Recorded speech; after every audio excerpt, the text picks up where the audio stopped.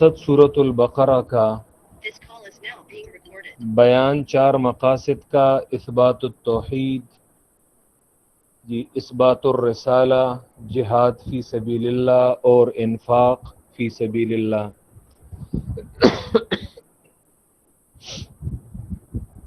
سورت 4 حصوں میں تقسیم ہے۔ پہلا حصہ 96 آیات، جس میں پہلا مضمون اثبات التوحید بیان کیا جاتا ہے۔ دوسرا حصہ آیت نمبر 97 سے 176 176 تک، جس میں دوسرا مضمون اثبات الرسالہ، رسول اللہ صلی اللہ علیہ وسلم پر کیے جانے والے اعتراضات، ان کے جوابات دیے جاتے ہیں۔ کہ تیسرا حصہ 177 سے 253 تک 253 تک، جس کا مضمون ہے الجہاد فی سبیل اللہ، کہ قرآن مجید جہاد کو 3 منازل میں اور 3 درجوں میں بیان کرتا ہے۔ اس صورت میں جہاد کا جو ابتدائی منزل ہے اس کا بیان کیا جائے گا، یعنی میدان جہاد میں اترنے سے پہلے معاشرہ کیسے ہونا چاہیے، مجاہد کا گھر کیسے ہونا چاہیے۔ تو قرآن گھر کی اصلاح کے احکام، ملک کی اصلاح کے احکام یہ بیان کر رہا ہے۔ یہ ایسا نہیں کہ قرآن جیسا کہ بعض لوگوں کا جہاد کا کنسیپٹ یہ ہے کہ صرف بندوق اٹھا لو، نہیں، یہ قرآن مجید ایک معاشرہ اس کے لیے بناتا ہے۔ تو یہ تصور بھی غلط ہے کہ قرآن صرف انسان کے ہاتھ میں ہتھیار جو ہے وہ تھماتا ہے۔ یاد رکھیں، اس سے پہلے قرآن بعض احکام ذکر کرتا ہے کہ تمہارا معاشرہ ایسے ہونا چاہیے۔ یہ ایک مجاہد کہ اس کے عقیدے میں اور عمل میں یہ اوصاف ہونے چاہیے، گھر میں یہ احکام نافذ ہوں، ملک میں یہ احکام نافذ ہوں۔ اور بعض لوگ وہ ان چیزوں میں اتنا لگ جاتے ہیں کہ وہ بالکل ساری عمر انہی چیزوں میں لگے رہتے ہیں، اور وہ سرے سے جو مسلح جہاد ہے پھر اس کے قائل نہیں ہوتے۔ دونوں کانسیپٹ جو ہے وہ غلط ہے۔ یہ کانسیپٹ بھی غلط ہے کہ قرآن نے، یا بعض لوگ جس طرح کہتے ہیں کہ بس صرف تم نے ہتھیار تھمانا ہے اور میدان جہاد میں اترنا ہے۔ یاد رکھیں، اس سے پہلے قرآن ایک معاشرہ بناتا ہے۔ تو اور وہ دوسرا تصور بھی غلط ہے کہ جس میں لوگ وہ پوری عمر اسی اصلاح میں لگے رہتے ہیں اور وہ مسلح جہاد کے وہ قائل نہیں ہوتے۔ تو قرآن مجید جہاد کو 3 منازل میں بیان کرتا ہے۔ انشاءاللہ اپنی جگہ پہ ہم جہاد کی تقریباً 13 اقسام ذکر کریں گے۔ چوتھا حصہ 254 سے آخر تک ہے، جس کا مضمون ہے الانفاق فی سبیل اللہ، مال لگاؤ اللہ کی راہ میں۔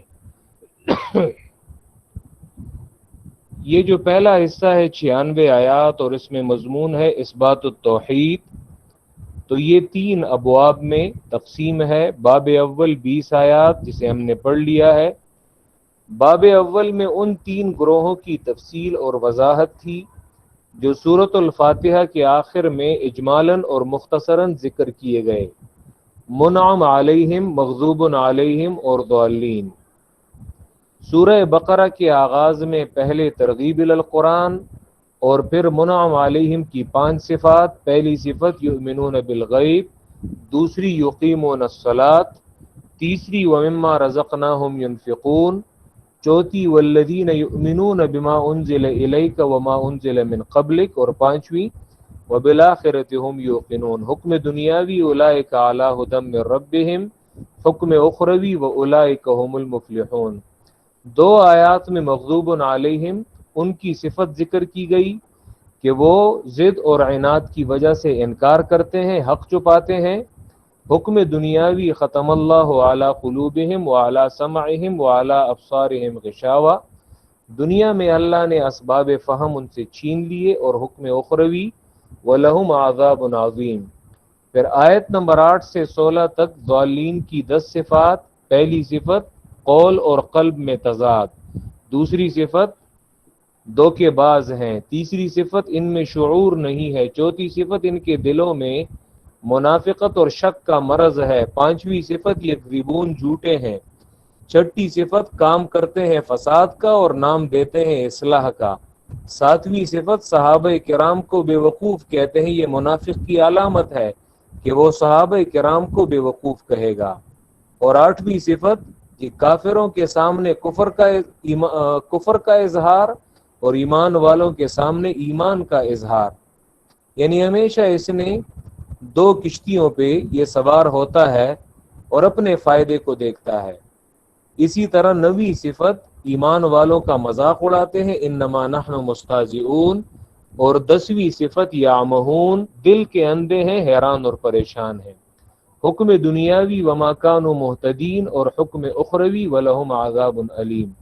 پھر چار آیات میں دو مثالیں، پہلی مثال آیت نمبر 17-18 میں مغضوب علیہم کی آگ کے ساتھ، ٹھیک ہے، ان کی مثال آگ کے ساتھ ذکر ہوئی ان کی وضاحت کے لیے، اور دو آیات میں ضالین کی مثال بارش کے ساتھ، پانی کے ساتھ، اور اس میں منافقین کی وضاحت تھی کہ منافق کلما اضاء لهم مشوا فیہ واذا اظلم علیہم قاموا، جب اسلام میں اس کے لیے فائدہ اسے نظر آتا ہے تو پھر دوڑتا ہے اور کہتا ہے میں بھی مسلمان ہوں، لیکن جب اسے تم کسی سختی کی جانب بلاؤ، اسے کہو تم مال لگاؤ، جہاد کے لیے جاؤ، تو پھر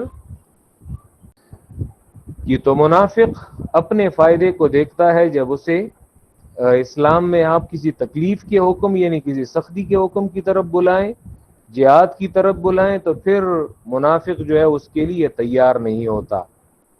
یہ پہلا باب دوسرے باب کے لیے بطور تمہید تھا، دوسرے باب کے آغاز میں ہی، دوسرا باب آیت نمبر 21 سے 39 تک ہے، پہلا باب بھی 2 رکوع ہے اور دوسرا باب بھی 2 رکوع ہے، ٹھیک ہے، دوسرا باب 21 سے 39 تک یہ 2 رکوع پر یہ بھی مشتمل ہے، اور اس میں عام خطاب ہے یا ایھا الناس، لوگوں کی قسمیں کتنی ہیں تو وہ آپ نے پہلے باب میں پڑھ لی ہیں۔ یہ قرآن کا طریقہ ہے کہ قرآن ان آیات کو آپس میں یوں باندھتا ہے، کیا مطلب؟ جب بھی تم توحید کا مسئلہ اور توحید کا بیان کرو گے تو یاد رکھو پہلے سے ہی اللہ نے بتا دیا کہ تمہارے مخاطبین وہ 3 قسم کے لوگ ہوں گے، کہ اسی لیے یاد رکھیں قرآن میں پیغمبروں کے مقابلے میں یہی 3 گروہ، سورہ حج آیت نمبر 52 جو ہے وہ اپنے ساتھ نوٹ کر لیں، جی اللہ فرماتے ہیں وما ارسلنا من قبلک من رسول ولا نبی، تم سے پہلے جو بھی رسول اور جو بھی نبی جو ہے وہ آ چکا ہے، انشاءاللہ رسول اور نبی کے درمیان ہم فرق ذکر کر لیں گے، بعض لوگ اس کے درمیان فرق کرتے ہیں لیکن اس پہ اعتراضات آتے ہیں، رسول اور نبی کے درمیان انشاءاللہ میں یہ قرآن مجید کے دلائل سے فرق ذکر کروں گا، اور اس میں تقریباً یہ علماء کے 12 اقوال ہیں، لیکن میں صرف ایک ہی قول ذکر کروں گا جس پہ کم سے کم اعتراضات و وارد ہوتے ہیں۔ یہ تو قرآن مجید اس آیت میں سورہ حج آیت نمبر 52 میں کہتا ہے کہ ہر پیغمبر کے مقابلے میں لوگ 3 قسم کے ہوئے ہیں، تو یہ قرآن مجید ذکر کرتا ہے کہ ہر زمانے میں مخاطبین حق پرستوں کے، پیغمبروں کے یہ 3 قسم کے لوگ ہی ہوں گے، بعض ماننے والے، صراحتاً ماننے والے، کلیئر کٹ ماننے والے، اور بعض کلیئر کٹ انکار کرنے والے، اور بعض وہ مذبذب اور منافقین ہوں گے۔ تو قرآن نے پہلے سے ہی ان 3 گروہوں کو ذکر کر دیا کہ جب بھی تم توحید بیان کرو گے تمہارے مقابلے میں یہ 3 قسم کے لوگ ہوں گے۔ اسی لیے جس شخص نے قرآن نہیں پڑھا ہوتا تو یاد رکھیں وہ اپنے مخاطبین انہیں سمجھتا نہیں ہے، اور وہ سارے لوگوں کو صرف ایک ہی کیٹیگری میں فال کرتا ہے، حالانکہ یاد رکھیں ہر کسی کے ساتھ گفتگو کا انداز علیحدہ ہے، کہ اگر آپ نے اسی طرح کہ آپ کے مخاطبین میں بڑی عمر والے لوگ بھی ہوں گے، تمہارے ہم عمر بھی ہوں گے، تم سے چھوٹے بھی ہوں گے، ہر کسی کے ساتھ گفتگو کا انداز وہ مختلف ہے، جو مبلغ، جو داعی، جو بیان کرنے والا وہ اس تقسیم کو نہیں سمجھتا، وہ اس انداز کو نہیں سمجھتا، تو یاد رکھیں اس سے وہ کام نہیں ہوتا، اور پھر اس کے بیان کا بجائے فائدے کے وہ اکثر نقصان میں وہ تبدیل ہو جاتا ہے۔ وجہ یہ ہے کہ وہ ساروں کو ایک ہی لاٹھی سے ہانکتا ہے، حالانکہ تم نے فرق کرنا ہے ان لوگوں کے درمیان۔ قرآن یہ طریقہ بتاتا ہے کہ عام خطاب یا ایھا الناس دعوی توحید اعبدوا ربکم، اور اس دعوے کو ثابت کرنے کے لیے قرآن نے یہاں پہ 5 عقلی دلائل ذکر کیے ہیں۔ پہلی دلیل الذی خلقکم، دوسری دلیل والذین من قبلکم، تیسری دلیل الذی جعل لکم الارض فراشا، چوتھی دلیل والسماء بناء، اور پانچویں دلیل وانزل من السماء ماء فاخرج به من الثمرات رزقا لکم۔ ثمرہ دلائل کا فلا تجعلوا للہ اندادا، جب یہ مسئلہ اور یہ دعویٰ دلائل کے ساتھ ثابت ہے تو تم اللہ کے ساتھ کسی اور کو کسی بھی صفت میں شریک وہ نہ ٹھہراؤ۔ ٹھیک ہے، قرآن یہاں پہ کہتا ہے کہ اللہ کی عبادت اس لیے کرو کیونکہ وہ تمہارا خالق ہے، وہ تمہارے آباء و اجداد کا خالق ہے، کہ اسی کی زمین پہ پھرتے ہو، اسی کے چھت تلے زندگی گزارتے ہو اور اسی کی کھاتے پیتے ہو۔ میں نے جن سے قرآن پڑھا ہے تو وہ اکثر یہاں پہ ایک پاکستان کی آزادی سے قبل جب یہاں اس ملک میں ہندو ہوتے تھے تو کہ اس دور کا وہ ایک واقعہ سناتے ہیں کہ یہاں پہ ایک ہندو عورت تھی اور وہ ایک شخص تھا سرانداز، ایک دوسرا ہندو تھا، اس کے ہاں وہ کام کرتی تھی۔ تو حالانکہ وہ جو نوکرانی تھی یہ اس کا کوئی تھا نہیں، اور نہ اس کے یعنی اس کا شوہر تھا، نہ اس کے بچے تھے، تو یہ مالک چاہتا تھا کہ بس ٹھیک ہے، اس کا ویسے بھی کوئی نہیں ہے تو سارا دن یہ یہیں پہ کام کرتی ہے تو بس رات بھی یہیں پہ گزارے، کیونکہ یہ کہاں جائے گی۔ لیکن اکثر جب شام یا رات کا ٹائم ہو جاتا تھا تو پھر وہ گھر سے غائب ہوتی تھی۔ تو مالک نے ایک دن اس سے پوچھا کہ فلاں، تو وہ ہندکو میں بات کرتے تھے، ہمارے استاد نے بھی ہمیں یہ واقعہ وہ ہندکو کے الفاظ میں سنایا، تو وہ اس نے نوکرانی سے پوچھا کہ فلاں تو کتنے سونی ہے، تم کہاں پہ سوتی ہو یا رات کو تم کہاں چلی جاتی ہو؟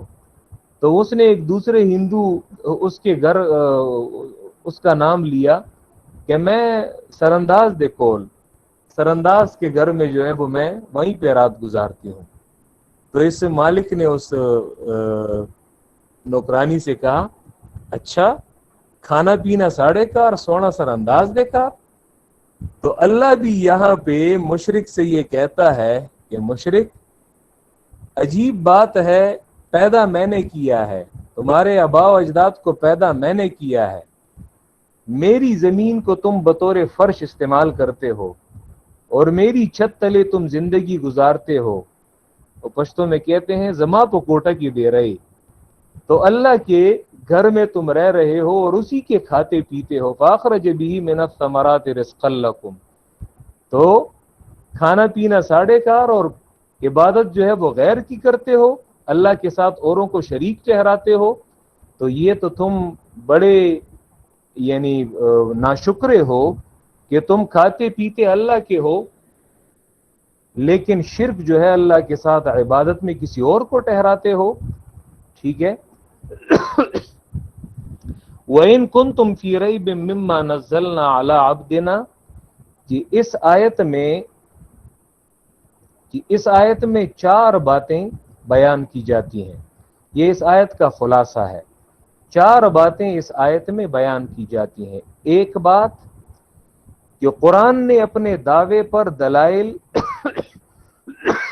ذکر کر دیے، تو اس آیت میں مخالف سے دلیل کا مطالبہ ہے، جس کو ہم کہتے ہیں مطالبہ دلیل، مخالف سے دلیل کا مطالبہ ہے۔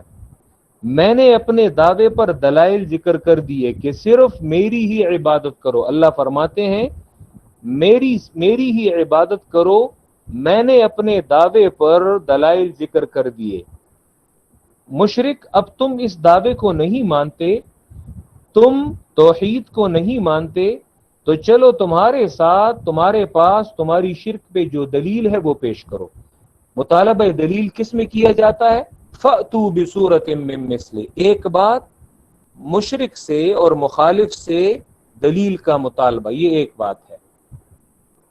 دوسری بات اس آیت میں کیا ہے؟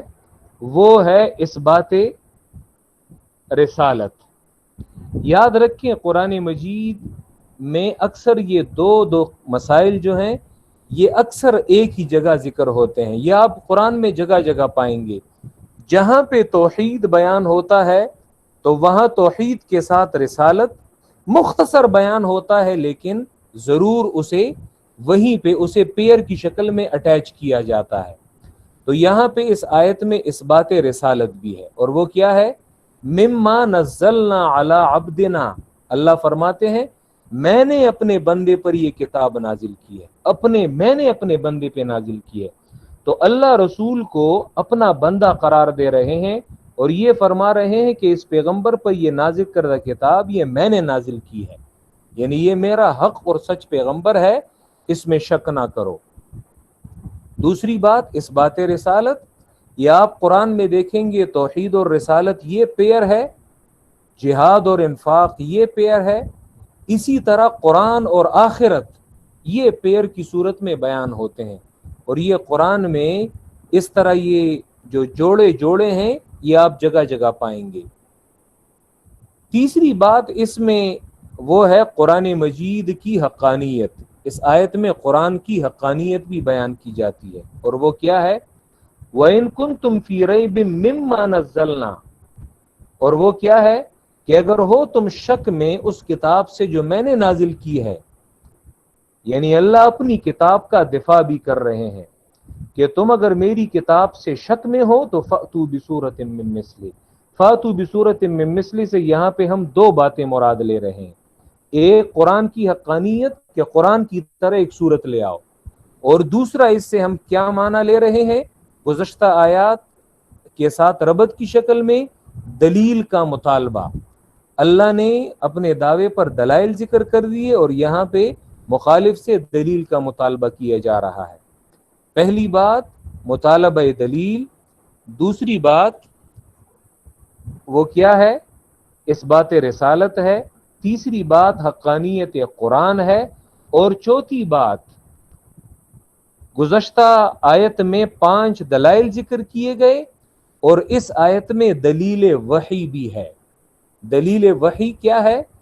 کہ اللہ اپنی جانب اشارہ کرتے ہیں وَإِن كُنتُمْ فِي رَيْبٍ مِّمَّا نَزَّلْنَا عَلَىٰ عَبْدِنَا، جی اگر ہو تم شک میں جی اس دعوے سے جو میں نے اپنے بندے پہ نازل کی ہے، یعنی جو اعبدوا ربکم کا دعویٰ ہے، اللہ فرماتے ہیں یہ میں نے نازل کیا ہے۔ تو گزشتہ آیات میں اس دعوے پر 5 عقلی دلائل ذکر کیے گئے کہ کوئی بھی عقل مند انسان ان گزشتہ دلائل سے انکار نہیں کر سکتا، اور یہاں پہ اس دعوے پر دلیل وحی بھی پیش کی جا رہی ہے کہ یہ دعویٰ جو ہے یہ میں نے اپنے پیغمبر کو دیا ہے، یہ دعویٰ میں نے اپنے پیغمبر پہ نازل کیا ہے، یعنی یہ اس کا اپنا دعویٰ نہیں ہے۔ تو 4 باتیں اس آیت نمبر 23 میں یہ ذکر ہوتی ہیں، وہ کیا؟ گزشتہ آیت میں 5 عقلی دلائل اور اس میں دلیل وحی، نزلنا علی عبدنا۔ دوسری بات گزشتہ آیت میں اللہ نے 5 عقلی دلائل ذکر کر دیے اپنے دعوے پر، تو یہاں پہ مخالف سے مطالبہ دلیل، تم نہیں مانتے تو دلیل پیش کرو۔ تیسری بات اس بات رسالت، علی عبدنا یہ میرا بندہ ہے، اللہ اپنے بندے کا دفاع بھی کر رہے ہیں اور اپنی جانب نسبت بھی کر رہے ہیں کہ میں نے اس کتاب کو اپنے بندے پہ نازل کیا ہے۔ تو عبد سے مراد کون ہے؟ اللہ کے پیغمبر۔ اور چوتھی بات وہ کیا ہے؟ حقانیت قرآن، قرآن کی حقانیت بھی اسی آیت میں بیان کی جاتی ہے۔ اس آیت میں یہ 4 نقطے آپ یاد رکھیں تو آیت کو بس یہ آیت آپ لوگ سیکھ گئے۔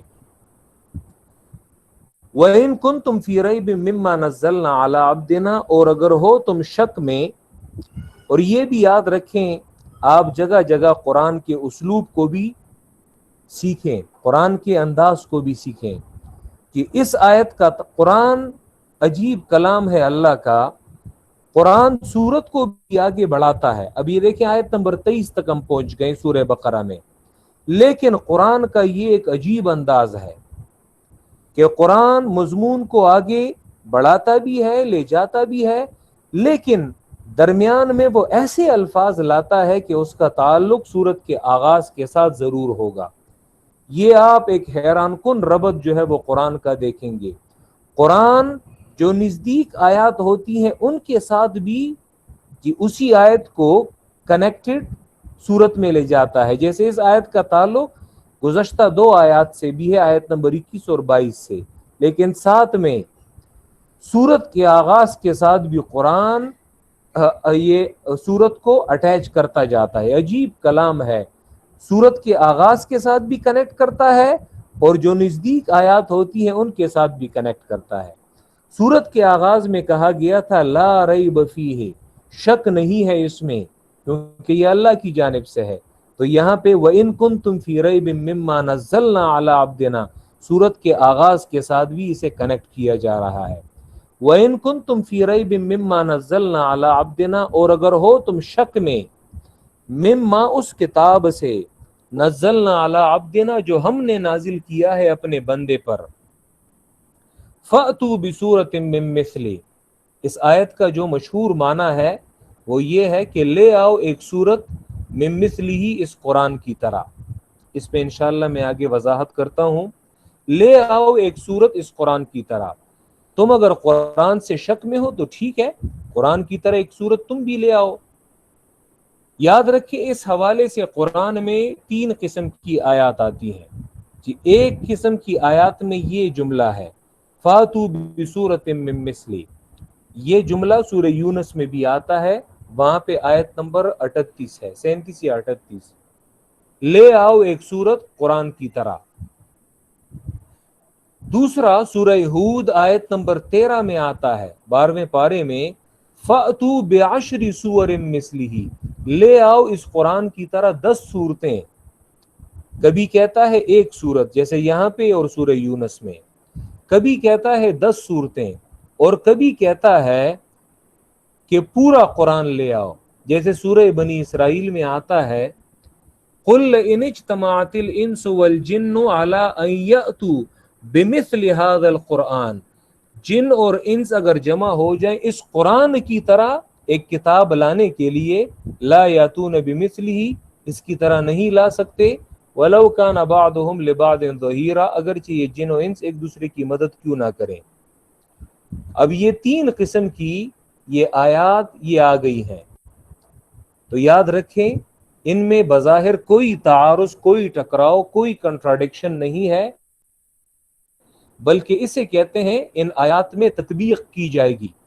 قرآن میں بھی تطبیق یعنی یہ آیات کو آپس میں ملانا، اسی طرح اس کو توفیق بھی کہتے ہیں، جمع کرنا۔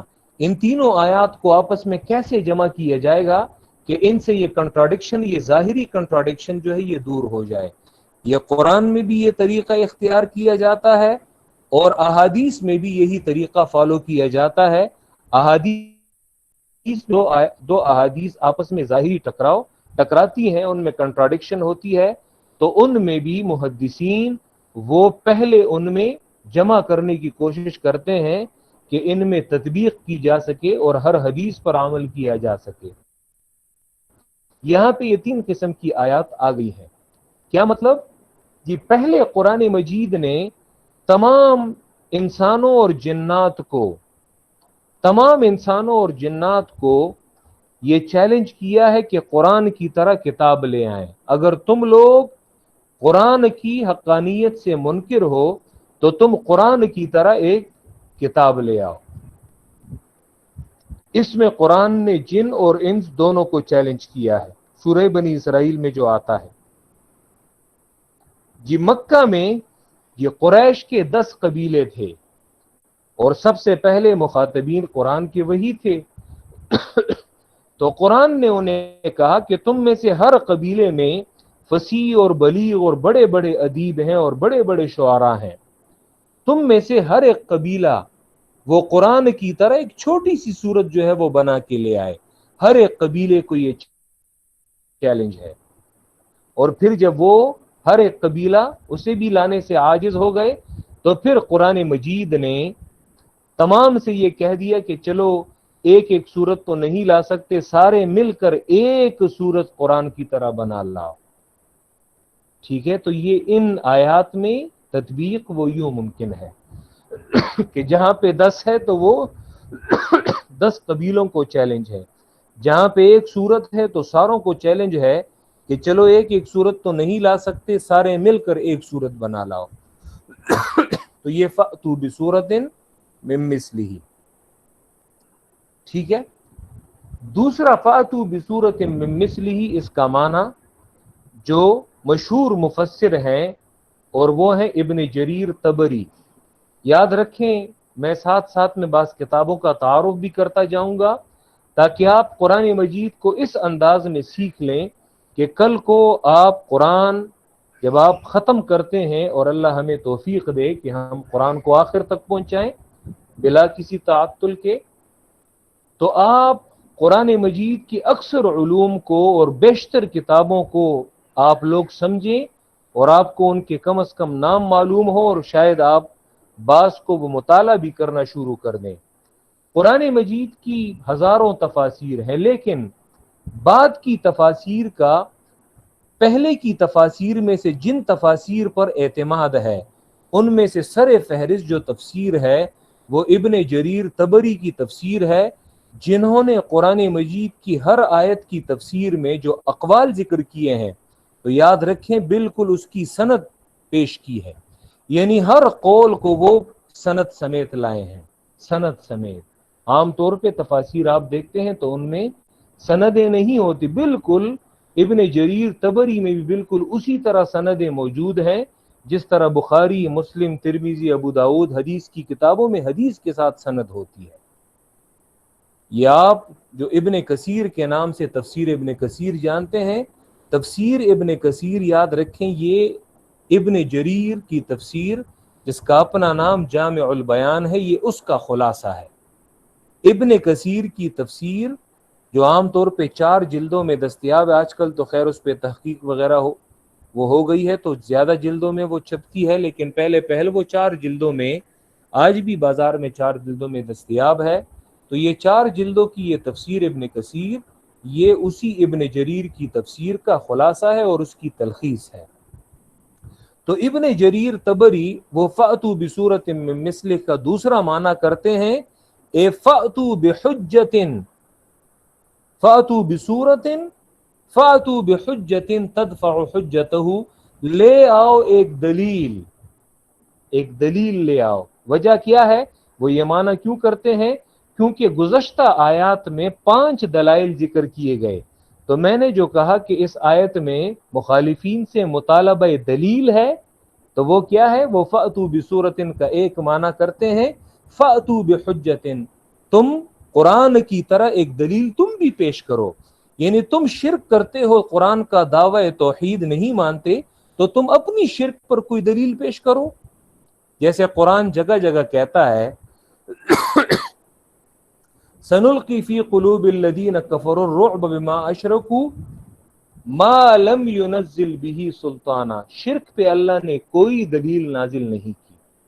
ما انزل اللہ بہا من سلطان، سورہ یوسف میں آتا ہے شرک پر اللہ نے کوئی دلیل نازل نہیں کی۔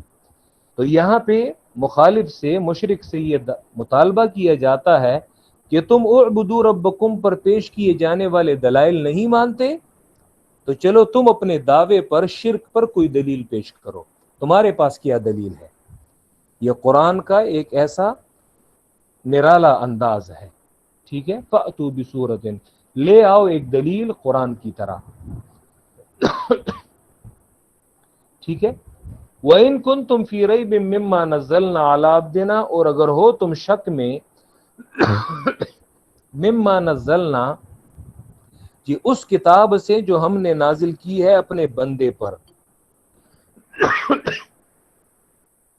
رسول اللہ صلی اللہ علیہ وسلم کی صفت عبدنا، عبد ذکر کیا ہے، ٹھیک ہے بالکل، کیونکہ وجہ یہ ہے کہ اس سے پہلے آیت نمبر 21 میں جو اللہ نے دعوی توحید ذکر کیا تھا وہ اعبدوا ربکم تھا، کہ اکیلے اپنے رب کی عبادت کرو، اور رسول اللہ کی صفت بھی یہاں پہ عبدنا، انسان کی سب سے بڑی صفت جو ہے وہ عبدیت ہے، بندگی ہے، اللہ کا بندہ ہونا ہے۔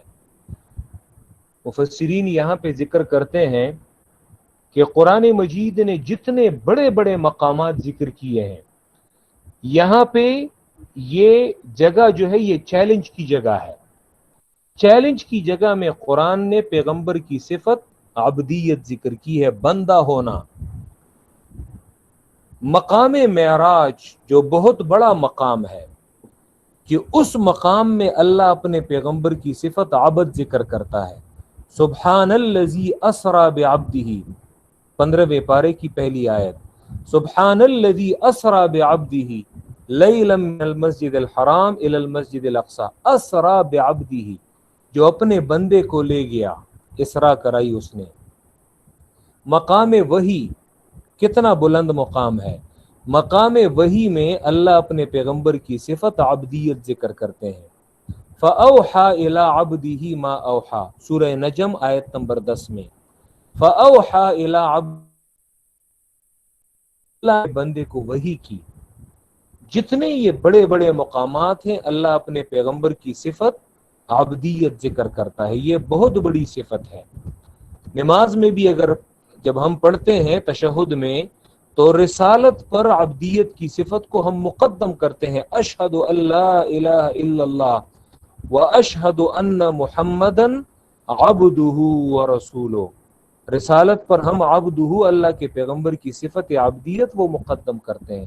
تو عبدیت، اللہ کا بندہ ہونا، یہ بہت بڑی صفت ہے۔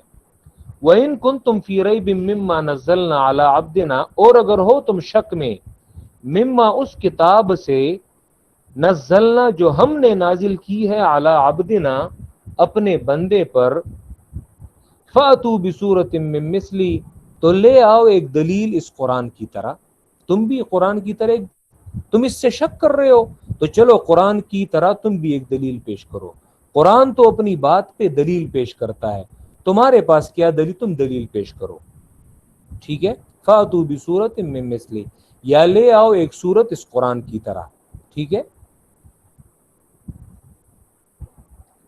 یہاں پہ میں گفتگو کرتا ہوں، اور وہ یہ کہ اگر آپ سے کوئی پوچھے یہ کلام اللہ کا کلام ہے، یہ کلام اللہ کا کلام ہے، جی تو آپ اسے کیسے ثابت کر سکیں گے کہ یہ اللہ کا کلام ہے اور یہ ایک معجزہ کلام ہے اور یہ کلام الہی ہے؟ یاد رکھیں جو قرآن مجید نے چیلنجز دیے ہیں،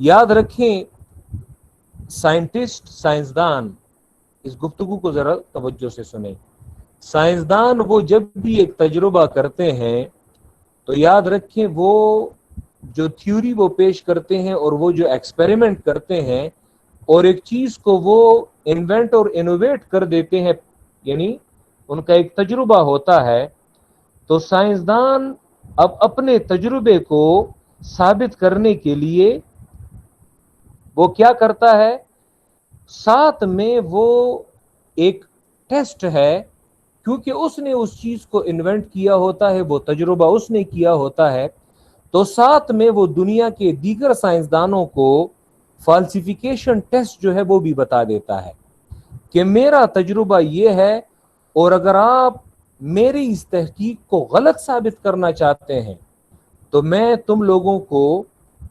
فالسیفیکیشن ٹیسٹ جو ہے یہ میں تم لوگوں کو دیتا ہوں، آپ لوگ تجربہ کر لیں اور میری اس تھیوری کو غلط ثابت کریں، اسے فالسیفیکیشن ٹیسٹ کہتے ہیں۔ یاد رکھیں جو بھی سائنسدان جو تجربہ کرتا ہے اور وہ فالسیفیکیشن ٹیسٹ وہ دیگر سائنسدانوں کو نہ بتائے تو سائنسدان اس سائنسدان کی اس تحقیق کو توجہ نہیں دیتے، وہ کہتے ہیں ہمارے پاس اتنا ٹائم نہیں ہے، تم فالسیفیکیشن ٹیسٹ جو ہے وہ بھی ساتھ میں رکھو، ہم اس فالسیفیکیشن ٹیسٹ کی روشنی میں تمہاری اس تحقیق کو، تمہاری اس ایجاد کو ہم دیکھیں گے اور ہم اسے غلط ثابت کرنے کی کوشش، اگر غلط ثابت نہیں ہوا تو ٹھیک ہے، ہم تمہاری تھیوری کو ایکسیپٹ کر لیں گے، تمہاری ایجاد اور تمہارے ایکسپیریمنٹ کو ہم ایکسیپٹ کر لیں گے۔ یہ سائنس کا طریقہ ہے۔ قرآن مجید نے اس کلام کو، قرآن نے جگہ جگہ فالسیفیکیشن ٹیسٹ کے سیمپل دیے ہیں کہ اگر تم اس کلام کو غلط ثابت کر سکتے ہو تو یہ فالسیفیکیشن ٹیسٹ ہیں، قرآن کو غلط ثابت کرو تو ان ٹیسٹ کے ذریعے قرآن کو غلط ثابت کرو۔ مثلا ویسے بہت ہے، میں صرف 5 مثالیں دیتا ہوں۔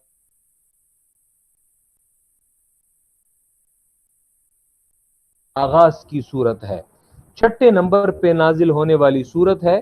پہلی صورت جو نازل ہوئی ہے وہ سورہ علق ہے 30ویں پارے میں، دوسری صورت سورہ قلم ہے 29ویں پارے میں، تیسری صورت جو ہے وہ سورہ مزمل ہے، وہ بھی 29ویں پارے میں ہے، چوتھی صورت سورہ مدثر ہے، وہ بھی 29ویں پارے میں ہے، پانچویں صورت جو نازل ہوئی ہے وہ سورہ فاتحہ جو قرآن کے آغاز میں ہے، اور 6 نمبر پہ نازل ہونے والی صورت وہ سورہ لہب ہے۔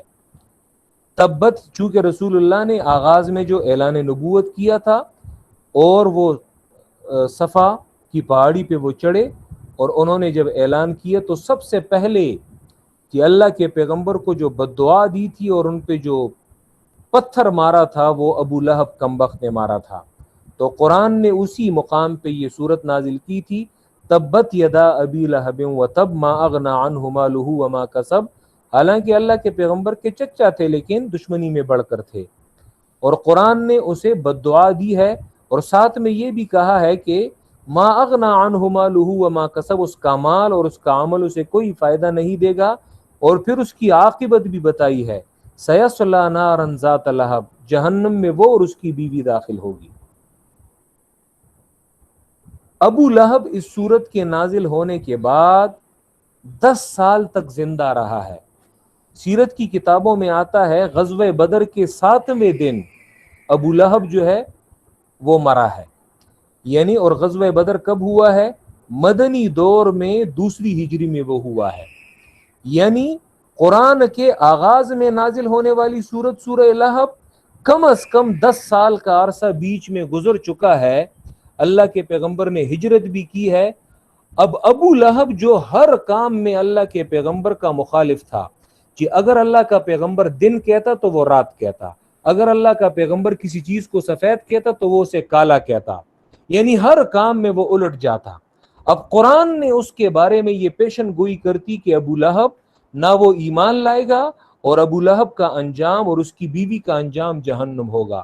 قرآن کو غلط ثابت کرنے کے لیے ابو لہب کے پاس یہ ایک موقع تھا کہ وہ اگر سچے دل سے ایمان نہ لاتا، منافقانہ ایمان لے آتا، لیکن وہ منافقانہ ایمان بھی نہیں لایا ہے۔ 10 سال تک اس کا ایمان نہ لانا یہ اس بات کی دلیل ہے کہ قرآن نے جو پیشن گوئی کی ہے یہ اس کے کلام الہی ہونے کی بڑی دلیل ہے، یہ اس کے کلام الہی ہونے کی بڑی دلیل ہے۔ قرآن اور ابو لہب وہ تا موت، اس کی بیوی وہ ایمان نہیں لائی۔ یہ پہلا فالسیفیکیشن ٹیسٹ تھا کہ قرآن کو ایک شخص غلط ثابت کر سکتا تھا لیکن کیا نہیں ہے، اور وہ کیا کیوں نہیں ہے؟ کیونکہ یہ کلام الہی ہے اور اللہ کی بات وہ اٹل ہے اور اللہ کی بات وہ غلط نہیں ہو سکتی۔ دوسری دلیل وہ اسی صورت میں انشاءاللہ تعالی وہ آ جائے گی۔ وہ کیا ہے؟ یہودیوں کو اس سورہ بقرہ میں آ جائے گا، غالباً آیت نمبر 95 یا 94 ہے، جس میں یہودیوں کو مباہلے کا چیلنج ہے۔ مباہلہ کہتے ہیں کہ یہودی جب تمہاری حق کی بات کو، دلیل کو وہ نہیں مانتے تو پھر انہیں چیلنج دو کہ آؤ ایک میدان میں نکل آؤ اور ہمارے ساتھ مباہلہ کرو۔ مباہلہ اسے کہتے ہیں کہ ایک شخص جو ہے وہ دلیل پہ قائل نہیں ہو رہا، اسے کہہ دو کہ اپنے بچوں کو، اپنی بیوی بچوں کو، عورتوں کو لے آؤ، ہم بھی اپنی عورتوں اپنے بچوں کو لے آئیں گے، اور ایک میدان میں کھڑے ہو کر ہم اللہ سے دعا کریں گے کہ اے اللہ، ہم دونوں فرقوں میں سے جو حق پر ہے اسے نجات دے، اور جو باطل پر ہے اللہ اسے تباہ و برباد کر دے، اور آپ اپنی لعنت جو ہے وہ ان پہ بھیج دیں۔ قرآن کہتا ہے فتمنوا الموت، یہودیوں کو چیلنج کریں کہ آؤ مباہلہ کرتے ہیں۔ قرآن کہتا ہے وَلَن يَتَمَنَّوْهُ أَبَدًا، یہودی مسلمانوں کے ساتھ کبھی بھی مباہلے کا چیلنج وہ ایکسیپٹ نہیں کریں گے۔ کوئی شخص کہہ سکتا تھا کہ اس دور میں یہ ناممکن تھا کہ آج یہودیوں کی باقاعدہ دنیا میں ایک ریاست اسرائیل کی شکل میں موجود ہے، میڈیا ہے، کیمرے ہیں، ٹھیک ہے، اگر ساری دنیا کے مسلمان کے ساتھ نہیں کر سکتے، مسلمانوں کا مرکز ہے سعودیہ، مکہ مدینہ میں ہزاروں لاکھوں مسلمان رہتے ہیں، یا حج کے موقع پہ لاکھوں مسلمان جمع ہوتے ہیں، کہہ دیں کہ عرفات کے میدان میں جب لاکھوں مسلمان جمع ہو، ہم یہاں پہ اسرائیل میں ہم جمع ہوں، وہاں پہ کیمرے لگے ہوں، یہاں پہ کیمرے لگے ہوں، آؤ مباہلہ کرتے ہیں۔ قرآن کہتا ہے قیامت قائم ہو جائے گی لیکن یہودی مسلمانوں کے ساتھ مباہلہ نہیں کریں گے۔ حالانکہ یہودی قرآن کو غلط ثابت کرنے کے لیے ایک مرتبہ ہی کر لیں، ایک گھنٹے کے لیے کر لیں کہ آؤ قرآن کو غلط ثابت کرنے کا یہ ایک طریقہ ہے، قرآن ہمارے بارے میں یہ پیشن گوئی کر رہا ہے کہ یہودی کبھی بھی مباہلے کا چیلنج وہ ایکسیپٹ نہیں کریں گے، چلو آؤ قرآن اللہ کی اس کتاب کو غلط ثابت کرو۔ لیکن 1400 سال 1450 سال ہونے کو ہیں جب قرآن نازل ہونا شروع ہوا تھا، لیکن آج تک یہودیوں نے مسلمانوں کے اس چیلنج کو ایکسیپٹ نہیں کیا، فالسیفیکیشن ٹیسٹ ہے۔ تیسری دلیل وہ یہ ہے کہ قرآن کہتا ہے، سورہ چھٹے پارے کی بالکل آخری آیت ہے، لَتَجِدَنَّ أَشَدَّ النَّاسِ عَدَاوَةً لِلَّذِينَ آمَنُوا الْيَهُودَ، مسلمانوں کے دشمنوں میں سب سے جو بدترین دشمن ہے وہ یہود ہے۔ قرآن نے یہ بات کہی ہے، سب سے بدترین دشمن وہ یہود ہے۔ یہودی آج صرف ایک سال کے لیے وہ یہ کہہ دیں کہ قرآن کو ہم نے غلط ثابت کرنا ہے، اور ہم یہ اعلان کر دیتے ہیں کہ ساری دنیا کے مسلمانوں کے ساتھ ہم ایک سال کے لیے محبت اور دوستی کا اعلان کرتے ہیں، لیکن قرآن کہتا ہے یہودی کبھی بھی یہ کام نہیں کریں گے۔ قرآن کو غلط ثابت کرنے کے لیے ان کے پاس ایک موقع ہے، لیکن یہودی کبھی بھی یہ اعلان نہیں، منافقانہ اعلان کر دے لیکن نہیں کر سکتے۔ وجہ کیا ہے؟ قرآن نے جو پیشن گوئی کی ہے، یاد رکھیں وہ حق ہے اور قرآن کو غلط ثابت نہیں کیا جا سکتا۔ چوتھی دلیل وہ یہ دلیل ہے، فَأْتُوا بِسُورَةٍ مِّن مِّثْلِهِ۔ کوئی کہہ سکتا ہے کہ یہ تو عربوں کو تھا کہ عرب جو ہے وہ عربی کو سمجھتے تھے، قرآن نے ان سے ایک سورت کا مطالبہ کیا ہے، آج بھی عرب موجود ہیں، ان کو یہ مطالبہ ہے، تو یہ دو یوں کہہ دیں کہ ان کا تعلق عربوں کے ساتھ ہے۔ ابو لہب کا واقعہ جو اس زمانے میں تھا، فاتو بصورت من مثل، اس زمانے کے عربوں کو بھی یہ چیلنج تھا اور آج کے عربوں کو بھی یہ چیلنج ہے۔ دو کا تعلق یہودیوں کے ساتھ ہے، پانچویں دلیل کا تعلق پوری دنیا کے انسانوں کے ساتھ ہے، وہ ہمیں بھی چیلنج ہے اور وہ دنیا کے تمام انسانوں کو چیلنج ہے، اور وہ سورہ نساء میں انشاءاللہ یہ آیت آ جائے گی۔ اللہ فرماتے ہیں افلا یتدبرون القرآن، یہ لوگ قرآن میں تدبر، غور اور فکر کیوں نہیں کرتے؟ وَلَوْ كَانَ مِنْ عِنْدِ غَيْرِ اللَّهِ لَوَجَدُوا فِيهِ اخْتِلَافًا كَثِيرًا، کہ اگر یہ قرآن اللہ کے بغیر کسی اور کا کلام ہوتا تو اس میں بہت سارا اختلاف ہوتا، یہ اللہ کا کلام ہے اس لیے اس میں کوئی اختلاف نہیں۔ یہ تمام دنیا کے انسانوں کو چیلنج ہے، صرف دو آیات کو آپس میں ایسے ثابت کریں کہ جو آپس میں ٹکراتے ہوں، حالانکہ 30 پارے کلام ہے، 6236 آیات ہیں، اتنی بڑی کتاب، حالانکہ انسانوں کی لکھی ہوئی کتابیں ان میں شروع میں ایک بات کی ہوتی ہے، درمیان میں دوسری بات کی ہوتی ہے، آخر میں تیسری بات کی ہوتی ہے، آپس میں وہ باتیں ٹکراتی ہیں، ٹھیک ہے، آپس میں وہ باتیں ٹکراتی ہیں، لیکن اللہ فرماتے ہیں یہ میرا کلام ہے، اس میں کوئی اختلاف نہیں۔ اگر یہ غیر اللہ کا کلام ہوتا، یعنی اللہ کے علاوہ کسی اور کی کتاب ہوتی، تو یاد رکھیں اس میں بہت سارا اختلاف ہوتا۔ آج بھی دنیا کے تمام انسانوں کو یہ چیلنج ہے کہ قرآن کو اگر غلط ثابت کر سکتے ہو تو قرآن میں دو آیات میں آپس میں ٹکراؤ، تعارض اور کنٹراڈکشن پیدا کرو اور یہ ثابت کرو، لیکن نہیں پیدا کر سکے۔ امام شافعی رحمہ اللہ، انہوں نے، حالانکہ ان کی ایک چھوٹی کتاب ہے جس کا نام ہے الرسالہ، الرسالہ اصول فقہ میں انہوں نے لکھی ہے، بڑی قیمتی کتاب ہے، کہ امام شافعی رحمہ اللہ انہوں نے اپنے شاگرد سے کہا کہ اس سے غلطیاں نکالتے ہیں، تو شاگرد سے کہا چلو ایک مرتبہ تم پڑھ لو تاکہ میں اسے سنوں اور اس سے غلطیاں نکال لوں۔ شاگرد نے ایک مرتبہ پڑھا، استاد نے کافی غلطیاں جو ہیں وہ اس سے نکال لیں۔ اس سے کہا یہ تو ابھی بھی کافی غلطیاں اس میں موجود ہیں، دوبارہ پڑھو۔ دوبارہ پڑھا تو اس میں پھر کافی غلطیاں۔ شاگرد کہتا ہے امام مزنی، وہ کہتے ہیں قرأت الرسالۃ علی الشافعی نیفا وثلاثین مرتن، میں نے رسالہ کو، اپنے استاد کی کتاب کو، اپنے استاد پہ 30 سے زیادہ مرتبہ پڑھا، فما من مرۃ الا وهو یصححہ، اور ہر بار استاد محترم اس کتاب میں تصحیح کرتے اور اس میں غلطیاں نکالتے۔ آخر میں امام شافعی نے جب 30 سے زیادہ مرتبہ میں نے پڑھ لی اور انہوں نے سن لی اور ہر مرتبہ اس کی تصحیح کرتے رہے، تو آخر میں استاد محترم نے کہا دعہ، چھوڑ دو یار، اب اللہ ان یکون کتابا صحیحا غیر کتابہ، کہ اللہ بس یہ نہیں چاہتے، بس یہ اعزاز صرف قرآن کو حاصل ہے کہ اس میں کوئی اختلاف نہیں، وہ غلطیوں سے پاک کلام ہے، اور اللہ یہ نہیں چاہتے کہ یہ اعزاز میری کتاب کے علاوہ کسی اور کتاب کو حاصل ہو۔ بس چھوڑو، یہ انسانی کاوشیں ہیں اور یہ ہمیشہ غلطیوں سے پر رہیں گی۔ تو یہ اللہ کا کلام ہے جو غلطیوں سے پاک ہے، اختلاف سے پاک ہے، اور یہ تمام دنیا کے انسانوں کو چیلنج ہے کہ وہ قرآن کو غلط ثابت کریں۔ اسی لیے یاد رکھیں، سائنس آج، حالانکہ سائنس تقریباً، سائنس کا کوئی مذہب نہیں ہوتا، لیکن سائنس وہ جو آج مذہب بیزار ہے، یہ تو بڑے افسوس کی بات ہے کہ بعض مسلمانوں کو بھی یہ کہتے سنا جا سکتا ہے کہ وہ بھی کہتے ہیں کہ یورپ میں جو انقلاب آیا ہے اصل میں مذہب سے وہ لوگ بیزار کیوں ہو گئے۔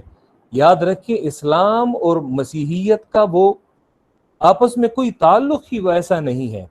مسیحیت، انہوں نے انجیل میں اور اللہ کی بائبل میں انہوں نے اتنی تحریفات کی تھی کہ وہ انسانی عقل کے بھی خلاف تھی، لیکن سائنس آج، یاد رکھیں، وہ قرآن کی کسی بات کو وہ غلط ثابت نہیں کر سکا، بلکہ قرآن نے ایسی بہت ساری باتوں کی ابھی سے پیشن گوئیاں کی ہیں 1400 سال پہلے سے، کہ سائنس، مثلا سائنس جو ہے وہ آج آسمان کو نہیں مانتے، لیکن یاد رکھیں قرآن مجید آسمان کے بارے میں گفتگو کرتا ہے۔